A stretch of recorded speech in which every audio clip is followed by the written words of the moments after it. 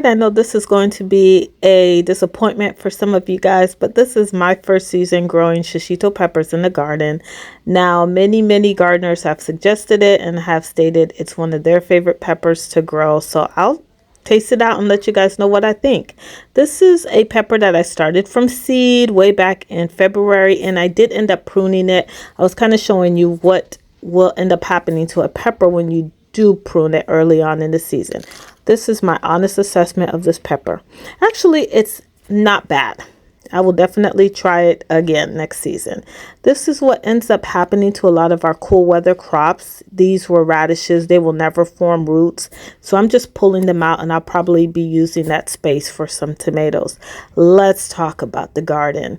Everything is in bloom, including quite a bit of my perennial flowers that I started last year. I did end up going to my favorite nursery and getting more perennial flowers. You guys know I am expanding and growing as a flower gardener, and I have just big plans for the space.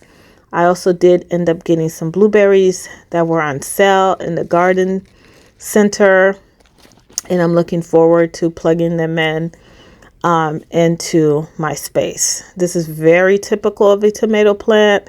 You turn your back on it and it has quadrupled in size, and it definitely needs to get pruned. It's probably one of my cherry tomatoes. I believe it's the Clementine variety. Lots of flowers that are in bloom thus far. This is an example again of another one of my peppers that I did decide to prune, and that just simply means early on in the season I cut off the very top and left about 4 or 5 leaves, and it is starting to put on new growth and foliage. Getting in here and trying to prune and trellis and clean up. It's never ending in the garden. We did get quite a bit of rain the last couple of days, which was much needed, but it also put me behind in terms of what I was able to actually be able to do in the garden. This is a perfect example of when my roses have bloomed. I try to stay on top of, deadheading them so that I would get more growth and more flowers throughout the season. Not sure what's going on there. A perfect example of what it means to actually cover your greens and how well they do covered. All right, I finally got my baby banana outdoors. He's a little sunburned right now, but he is doing well. I do plan to up pot it.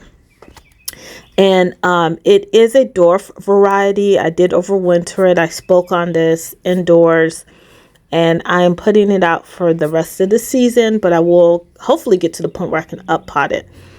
Unfortunately, I do not believe my orange tree is coming back. I think I've lost it. But the rest of these plants that I've plugged in here in my little corner garden is doing fantastic. Along with what I got going in the green stock, I'm hoping I did not make this mistake, which I've done in the past, grow pole beans instead of bush beans. I will keep you guys updated on how that turns out, but everything in here is looking fantastic. I have peppers, eggplants, sweet potatoes, beans, and various greens, and everything is just lush and green, and they are living their best life thus far in this green stock. Okay, to my horror, I found these little critters in my garden. So needless to say, I didn't go any further than this, but I'm hoping these armadillos will find their permanent home and not be in my garden.